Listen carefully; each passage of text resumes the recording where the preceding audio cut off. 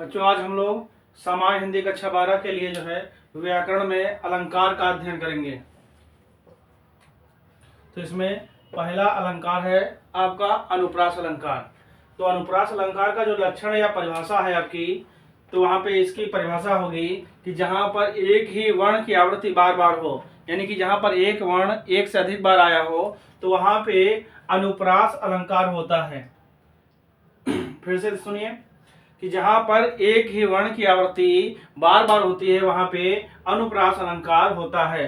उदाहरण लिखा है तरण तनुजा तट तमाल तरवर बहुछाए। तो यहाँ पे देख रहे हैं कि ता वर्ण की आवृत्ति जो है बार बार हो रही है, इसलिए यहाँ पर अनुप्रास अलंकार है। तो अनुप्रास अलंकार की जो परिभाषा या लक्षण हुई तो उसे क्या लिखेंगे कि जहां पर एक ही वर्ण एक से अधिक बार आए या एक ही वर्ण की आवृत्ति बार बार हो वहां पे अनुप्रास अलंकार होता है। तो उदाहरण में लिख देंगे तरन तनुजा तट तमाल तरवर बहुछाए। तो इसका जो स्पष्टीकरण रहेगा,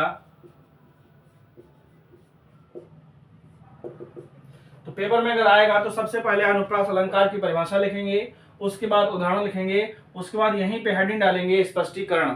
तो स्पष्टीकरण में लिखेंगे कि दिए गए उदाहरण में ता वर्ण की आवृत्ति बार बार है, अतः इस उदाहरण में अनुप्रास अलंकार है। तो अनुप्रास अलंकार की परिभाषा क्या हो गई कि जहां पर एक ही वर्ण की आवृत्ति बार बार हो, आवृत्ति माने बार बार आना, तो जहां पर एक ही वर्ण की आवृत्ति बार बार होगी वहां पर अनुप्रास अलंकार होता है। उदाहरण में लिख देंगे तरन तनुजा तट तमाल तरवर बहुछाए, और स्पष्टीकरण में लिखेंगे यहाँ पर दिए गए उदाहरण में ता वर्ण की आवृत्ति बार बार हुई है, इसलिए यहाँ पर अनुप्रास अलंकार है।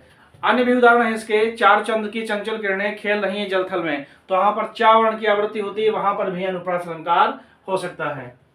दूसरा जो उदाहरण है हमारा यमक अलंकार। तो इसकी जो परिभाषा या लक्षण है कि जहां पर एक ही शब्द एक से अधिक बार आए, जहां पर एक शब्द दो या दो से अधिक बार आए और प्रत्येक बार उसका अर्थ अलग अलग हो, तो वहां पे यमक अलंकार होता है। उदाहरण क्या लिखेंगे कनक कनक ते सौ गुनी मादकता अधिकाए वा खाए बौराए जग या पाए बौराए। तो यहाँ पर हम लोग देख रहे हैं कि कनक शब्द जो है दो बार आया है और दोनों बार इसका अर्थ अलग अलग है। यहाँ पर एक कनक का अर्थ सोना है और एक कनक का अर्थ धतूरा है, इसलिए दिए गए उदाहरण में यमक अलंकार है। तो यहाँ पर भी सबसे पहले यमक अलंकार की परिभाषा लिखेंगे, फिर उदाहरण लिखेंगे, उसके बाद हेडिंग डालेंगे स्पष्टीकरण।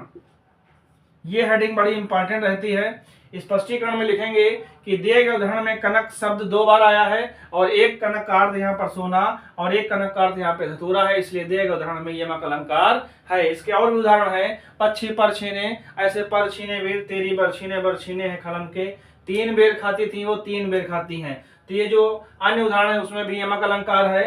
तो फिलहाल यही उदाहरण लिख लेंगे हम लोग। अगला है उत्प्रेक्षा अलंकार। तो उत्प्रेक्षा अलंकार में जहां पर उपमेय में उपमान की संभावना व्यक्त की जाती है वहां पर उत्प्रेक्षा अलंकार होता है। क्या लिखेंगे कि जहां पर उपमेय में उपमान की संभावना व्यक्त की जाए वहां पर उत्प्रेक्षा अलंकार होगा। उदाहरण है सोहत ओढ़े पीठ पटु श्याम सलोने गात मनो नीलमन शैल पर आतप परियो प्रभात। यहाँ पर देखेंगे मनो, तो मनु मानो मनो जानो जानो आदि अगर कोई भी इसमें से शब्द आ जाएगा तो हम लोग जान जाएंगे कि वहां पर उत्प्रेक्षा अलंकार है। तो फिर से परिभाषा इसकी देखेंगे कि जहां पर उपमेय में उपमान की संभावना व्यक्त की जाती है वहां पर उत्प्रेक्षा अलंकार होता है। मन मनो जन जानो आदि इसके वाचक शब्द हैं। तात्पर्य यह है कि अगर मन मनो जानो जन आदि वाचक शब्द अगर आ जाएंगे तो वहां पर उत्प्रेक्षा अलंकार होता है। फिर से देखेंगे अगला है उपमा अलंकार।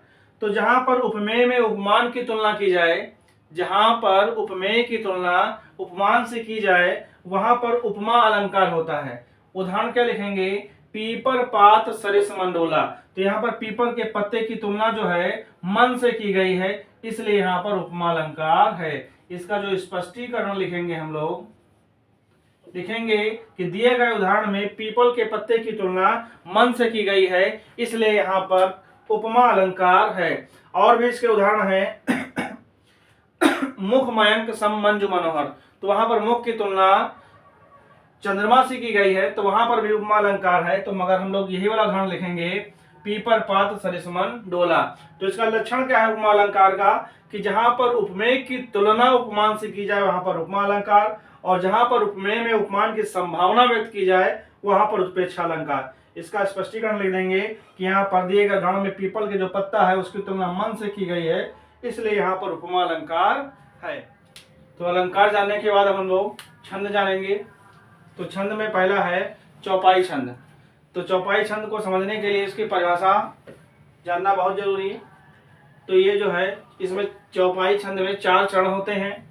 ये पहला चरण आपका रहेगा, ये आपका दूसरा, ये तीसरा और ये चौथा। तो चौपाई छंद में 4 चरण होते हैं। इसके पहले चरण और तीसरे चरण में चौपाई छंद में प्रत्येक चरण में 16-16 मात्राएं होती हैं। तो जो छंद है हमारा, इसमें चौपाई पढ़ना है, दोहा पढ़ना है, सोरठा पढ़ना है और कुंडलिया, ये चारों छंद के प्रकार हैं। तो इसमें पहला छंद हम लोग पढ़ रहे हैं चौपाई छंद। तो इसमें 4 चरण होते हैं और प्रत्येक चरण में 16-16 मात्राएं होती हैं। तो इसकी परिभाषा लिखेंगे, चौपाई छंद में 4 चरण होते हैं और इसके प्रत्येक चरण में 16-16 मात्राएं होती हैं। उदाहरण में लिखेंगे, निरक सिद्ध साधक अनुरागे, सहज सदैव सराहन लागे, होत न भूतल भाव भरत को, अचर सचर चर अचर करत को। ये उदाहरण याद कर लेंगे, फिर इसकी जो है मात्राएं पाई निकालेंगे। तो जिसमें छोटी एक की मात्रा या छोटा मात्रा निकलती है उस पे 1 बनाते हैं और जिसमें खींच के निकलेगी उसमें इस प्रकार से ये 2 मात्राओं को प्रदर्शित करेगा और ये 1 मात्रा को प्रदर्शित करेगा। तो देखते हैं, 1 नी से 1 मात्रा, ये 1, तो 1 2 3 4 5 6 7 8 9 10 11 12 13 14 15 और 16। अगले चरण में देखते हैं, 1 2 3 4 2 6 1 7 8 2 10 11 12 13 14 15 और 16। तो हम देख रहे हैं कि इसके प्रत्येक चरण में 16-16 मात्राएं हैं। तो परिभाषा में सबसे पहले अगर चौपाई आ गई तो हेडिंग डालेंगे चौपाई और लिख देंगे कि चौपाई छंद में 4 चरण होते हैं और प्रत्येक चरण में 16-16 मात्राएं होती हैं, तो वहां पर चौपाई छंद होता है। उसके बाद हेडिंग डालेंगे उदाहरण, और उदाहरण में लिख के मात्राएं बना देंगे और उदाहरण डालने के बाद में हम लोग हेडिंग डालेंगे स्पष्टीकरण। स्पष्टीकरण के बिना नंबर पूरे नहीं मिलेंगे। तो स्पष्टीकरण जब डालेंगे तो उसमें लिखेंगे कि दिए गए उदाहरण में 16-16 मात्राएं, दिए गए उदाहरण में 4 चरण हैं और प्रत्येक चरण में 16-16 मात्राएं हैं, अतः दिए गए उदाहरण में चौपाई छंद है। अगले छंद की ओर देखते हैं। अगला छंद हमारा है दोहा। तो दोहा की परिभाषा है कि इसमें प्रत्येक चरण में, इसमें 4 चरण होते हैं। पहले और तीसरे चरण में 13-13, दूसरे और चौथे चरण में 11-11 मात्राएं होती हैं। तो इसकी परिभाषा क्या लिखेंगे कि दोहा एक अर्ध सममात्रिक छंद है। दोहा एक अर्ध सममात्रिक छंद है। इसमें 4 चरण होते हैं। इसके पहले और तीसरे चरण में 13-13, दूसरे और चौथे चरण में 11-11 मात्राएं होती हैं, तो वहां पर दोहा छंद होता है। उदाहरण लिख देंगे, श्री गुरु चरण सरोज रज, निज मल मुकुर सुधार, बरनव रघुवर विमल जस, जो दायक फल चार। अब देखेंगे हम लोगों ने मात्राएं लगाई हैं। तो ये हमारा पहला चरण है, ये हमारा दूसरा चरण है, ये तीसरा चरण और ये चौथा चरण। तो परिभाषा हमने बताई कि पहले और तीसरे में 13-13, दूसरे और चौथे चरण में 11-11 मात्राएं होती हैं। तो मात्राएं गिनेंगे, 2 1 3 1 4 5 6 7 8 9 10 11 12 और 13। तो देखते हैं पहले और तीसरे चरण में 13-13 मात्राएं हैं। अब दूसरे चौथे में चेक करेंगे, 1 2 3 4 5 6 7 8 9 10 और 11। तो दूसरे और चौथे चरण में 11-11 मात्राएं हैं। तो परिभाषा सबसे पहले हम लोग लिखेंगे कि दोहा एक अर्ध सममात्रिक छंद है। इसमें 4 चरण होते हैं। इसके पहले और तीसरे में 13-13 मात्राएं, दूसरे और चौथे चरण में 11-11 मात्राएं होती हैं, तो वहां पर दोहा छंद होगा। उदाहरण लिख देंगे, ये हमारा जो दिया है ये इसका दोहा का उदाहरण है। उदाहरण लिखने के बाद में हम लोग इसी के नीचे जस्ट हेडिंग डालेंगे स्पष्टीकरण। ये डालना बहुत आवश्यक। तो स्पष्टीकरण में लिखेंगे कि हमने जो उदाहरण लिखा है या दिए गए उदाहरण में 4 चरण है और पहले तीसरे चरण में 13-13 मात्राएं, दूसरे और चौथे चरण में 11-11 मात्राएं हैं, अतः दिए गए उदाहरण में दोहा छंद है। हम लोग आएंगे सोरठा की ओर। सोरठा दोहे का जस्ट अपोजिट होता है। लिखेंगे सोरठा भी अर्ध सममात्रिक छंद है। इसकी परिभाषा अगर आएगी तो हम लोग लिखेंगे कि सोरठा अर्ध सममात्रिक छंद है। इसमें 4 चरण होते हैं। पहले और तीसरे चरण में 11-11 मात्राएं, दूसरे और चौथे चरण में 13-13 मात्राएं होती हैं, तो वहां पर सोरठा छंद होता है। तो परिभाषा लिखने के बाद में ये सोरठा का उदाहरण लिख देंगे हम लोग और उदाहरण लिखने के बाद में उसी के जस्ट नीचे हेडिंग पड़ेगी स्पष्टीकरण। तो स्पष्टीकरण में लिखेंगे कि दिए गए उदाहरण में 4 चरण हैं और पहले और तीसरे चरण में 11-11 और दूसरे और चौथे चरण में 13-13 मात्राएं हैं, अतः यहाँ पर 16 छंद है। उसके बाद हम लोग चलते हैं आगे की ओर, कुंडलिया। तो कुंडलिया में जो है, कुंडलिया की जो परिभाषा है या लक्षण है, इसमें लिखेंगे कि कुंडलिया छंद में 6 चरण होते हैं। कुंडलिया छंद में 6 चरण होते हैं और इसके प्रत्येक चरण में 24-24 मात्राएं होती हैं। तो अगर पेपर में कुंडलिया आ गई तो हम लोग लिखेंगे कि कुंडलिया छंद में 6 चरण होते हैं और प्रत्येक चरण में 24-24 मात्राएं होती हैं, तो वहां पर कुंडलिया छंद होता है। ये जो हमारा दिया गया है ये कुंडलिया का उदाहरण है। साईं बैर न कीजिए गुरु पंडित कवियार, बेटा बनता पौरिया यज्ञ करावनहार, यज्ञ करावनहार राजमंत्री जो होई, विप्र पड़ोसी वैद्य आपनो तपय रसोई, कहे गिरधर कविराय जुगत सोया चली आई, इन 13 को तरह दिए बनियावे साईं। तो हम लोग अब यहाँ पे मात्राएं गिनेंगे। तो इसमें हमने परिभाषा बताई कि 6 चरण होते हैं और प्रत्येक चरण में 24-24 मात्राएं होती हैं। तो गिनेंगे मात्राएं, 2, 2, 4, 2, 6, 1, 7, 8, 9, 10, 11, 12, 13, 14, 15, 16, 17, 18, 19, 20, 21, 22, 23 और 24। तो हम लोग देख रहे हैं कि यहाँ पे 24-24 मात्राएं हैं। तो जस्ट इसी के नीचे हम लोग हेडिंग डाल देंगे, उदाहरण के बाद डाली जाएगी यहाँ पे स्पष्टीकरण। बिना स्पष्टीकरण के आपको पूर्ण अंक नहीं प्राप्त होंगे। तो स्पष्टीकरण में लिखेंगे कि दिए गए उदाहरण में 6 चरण हैं और प्रत्येक चरण में 24-24 मात्राएं हैं, अतः यहाँ पर कुंडलिया छंद है। तो इस प्रकार से छंद में चौपाई, दोहा, सोरठा और कुंडलिया याद कर लेंगे। चौपाई में 4 चरण होंगे और प्रत्येक चरण में 16-16 मात्राएं होंगी। दोहा में 4 चरण होंगे, आर्ध सममात्रिक छंद है। पहले और तीसरे में 13-13 और दूसरे और चौथे चरण में 11-11 मात्राएं होंगी। सोरठा जस्ट इसका उल्टा है कि पहले और तीसरे में 11-11 मात्राएं, दूसरे और चौथे में 13-13 मात्राएं होंगी। और कुंडलिया में 6 चरण होंगे और प्रत्येक चरण में 24-24 मात्राएं होंगी। तो इसके दोहा जो इतने इसके उदाहरण हम लोग याद कर लेंगे और परिभाषा याद कर लेंगे और उनके लिख कर प्रैक्टिस। छंद पढ़ने के बाद हम लोग रस का अध्ययन करेंगे। तो रस में पहला रस है हमारा हास्य रस। तो जहां पर किसी व्यक्ति, वस्तु अथवा स्थान को देख करके हृदय में हास्य का भाव उत्पन्न होता है, वहां पर हास्य रस उत्पन्न होता है। तो परिभाषा क्या लिखेंगे, जहां पर किसी भी व्यक्ति, वस्तु या स्थान को देख करके हृदय में हंसी का भाव उत्पन्न हो जाए, वहां पर हास्य रस होगा। तो हास्य रस की परिभाषा लिखने के बाद में ये आपके सामने दिख रहा है उदाहरण। तो इसका उदाहरण बहुत ही महत्वपूर्ण है। विंध्य के वासी उदासी, तपोवर्तधारी महावीर नारी दुखारे, गौतम तीय तरी तुलसी सो कथा सुनभे मुनिवृंद सुखारे, हुई है शिला सब चंद्रमुखी, परसे पद मंजुल कंज तिहारे, कीन बली रघुनायक जो करना करिकानन को पग धारे। तो हास्य रस में जब हृदय में किसी चीज को देख करके अगर हंसी का भाव उत्पन्न हो जाए तो वहां पर हास्य रस होता है। परिभाषा लिखने के बाद में इसका उदाहरण याद करके कम से कम 5-6 बार लिखेंगे, तब ये याद होगा। विंध्य के वासी उदासी, तपोवर्षधारी महावीर नारी दुखारे, गौतम तीय तरी तुलसी सो कथा सुनभे मुनिवंद सुखारे, हुई है शिला सब चंद्रमुखी, परसे पद मंजुल कंज तिहारे, और कीन बली रघुनायक जो करना करिकानन को पग धारे। उदाहरण लिखने के बाद में जो हेडिंग पड़ेगी आपकी स्पष्टीकरण। तो इस हास्य रस का जो स्थायी भाव होता है, उदाहरण आप कोई भी लिखिए, स्थायी भाव उसका हास्य ही रहेगा। इस उदाहरण में जो आलंबन है वो रामचंद्र जी हैं, उद्दीपन जो है गौतम की पत्नी है, और जो अनुभव है मुनियों की कथा सुनना है। तो ये उदाहरण लिखने के बाद में स्पष्टीकरण लिखना बहुत ही जरूरी है। तो स्पष्टीकरण में स्थायी भाव हमेशा हास्य रस का हास्य ही रहेगा। उदाहरण कोई भी लिखिए, स्थायी भाव हास्य ही रहेगा। अगर यही उदाहरण लिखेंगे तो उसमें आलंबन आपको रामचंद्र जी लिखना पड़ेगा, उद्दीपन गौतम की स्त्री, और जो अनुभव है मुनियों की कथा सुनना रहेगा। हास्य रस के बाद अगला रस करुण रस है।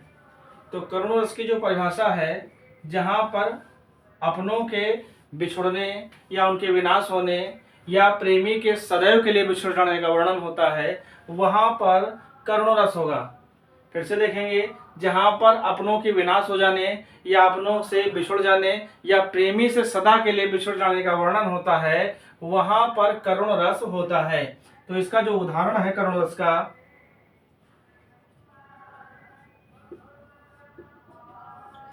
यहाँ पर जो उदाहरण है, अभी तो मुकुट बंधा था माथ, हुए कल ही हल्दी के हाथ, खुले भी ना थे लाज के बोल, खिले थे चुम्बन सोने कपोल, हाय रुक गया यही संसार, बना सिंदूर अनल अंगार, वात लत लतिका वह सकुमार, पड़ी है छिन्नाधार।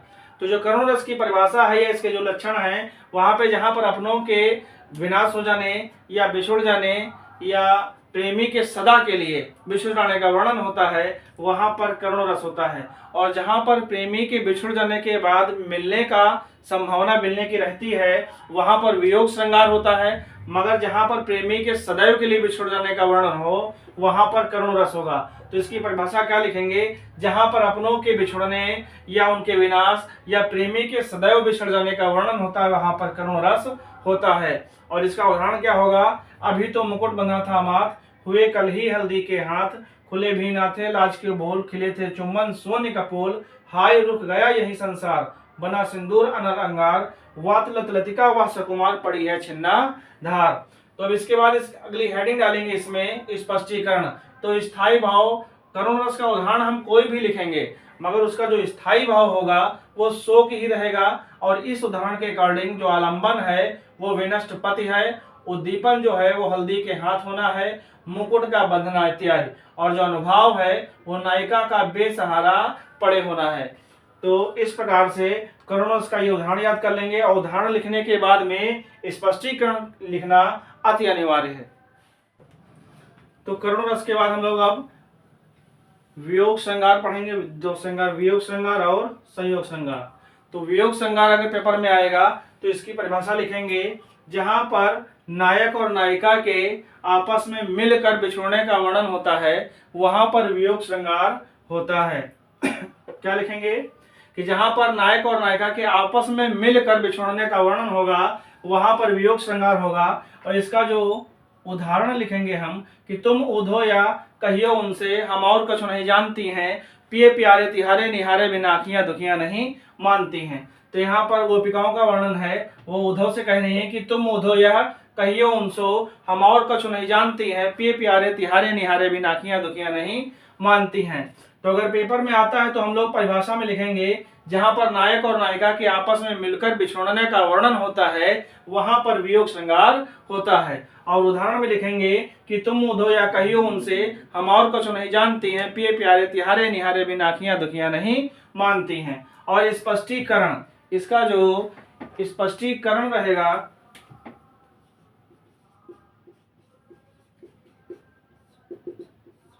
इसका जो स्पष्टीकरण रहेगा, ये हेडिंग पड़ी है, देखेंगे आलंबन। आलंबन इसमें जो है इस उदाहरण में गोपियां हैं, और जो संचारी भाव है वो आंखों का दुखी होना या रोष प्रकट करना है। और हाँ, इतना ही लिख देंगे इसमें। तो वियोग श्रृंगार की परिभाषा एक बार फिर से देखेंगे कि जहां पर नायक और नायिका के आपस में मिलकर बिछुड़ने का वर्णन होता है, वहां पर वियोग श्रृंगार होगा। उदाहरण होगा, तुम उधो या कहियो उनसे, हम और कुछ नहीं जानती हैं, पिए प्यारे तिहारे निहारे बिना आँखियां दुखियां नहीं मानती हैं। तो यहाँ पर स्पष्टीकरण थोड़ा सा लिख देंगे कि यहाँ पर आलंबन गोपियां हैं, और संचारी भाव यहाँ पर आंखों का दुखी होना और या फिर रोष प्रकट करना है। फिर अगला श्रृंगार है हमारा संयोग श्रृंगार, जहां पर नायक और नायिका के आपस में मिलने का वर्णन होता है, वहां पर संयोग, संयोग माने ही मिलना होता है। तो इसकी परिभाषा लिखेंगे, जहां पर नायक और नायिका के आपस में मिलने का वर्णन होगा, वहां पर संयोग श्रृंगार होगा।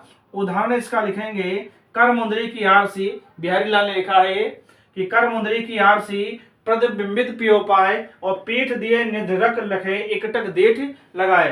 तो यहाँ पे जो इसका स्पष्टीकरण हम लोग लिखेंगे, उसमें स्थायी भाव, तो जो संयोग श्रृंगार का स्थायी भाव होता है वो फिक्स है, रत ही रहेगा। आलंबन इस उदाहरण के हिसाब से नायक है, और इसका जो आश्रय है वो नायिका है। तो इस प्रकार से वियोग श्रृंगार और संयोग श्रृंगार की परिभाषा, उदाहरण और स्पष्टीकरण हम लोग लिख लेंगे।